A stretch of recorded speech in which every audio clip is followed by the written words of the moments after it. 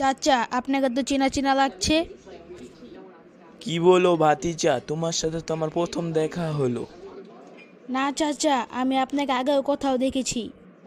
কিন্তু আমি তোমাকে চিনতে পারছি না। আপনার বয়স হয়েছে তো, তাই আপনি চিনতে পারছেন না। বয়স হয়েছে তো কি হয়েছে, আমার মেধা শক্তি অনেক ভালো। তাহলে আপনি এমন পোশাক পরে কোথায় যাচ্ছেন? সামনে তো বড়দিন, তাই বাচ্চাদের জন্য গিফট কিনতে যাচ্ছি। আপনি কেন বাচ্চাদের জন্য গিফট কিনতে যাবেন? এমনি, বাচ্চারা তো আমার নাতির মতো, তাই। আপনিই কেন যাবেন? বাচ্চাদের গিফট কেনার আর কেউ নেই? কারণ আমিই তো সান্টা ক্লজ, বাচ্চাদের প্রতি ক্রিসমাসে আমি গিফট দিই।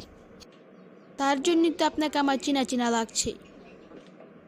আমি অনেক বাচ্চাকে গিফট দিয়ে থাকি, তাই তোমাকে চিনতে পারিনি।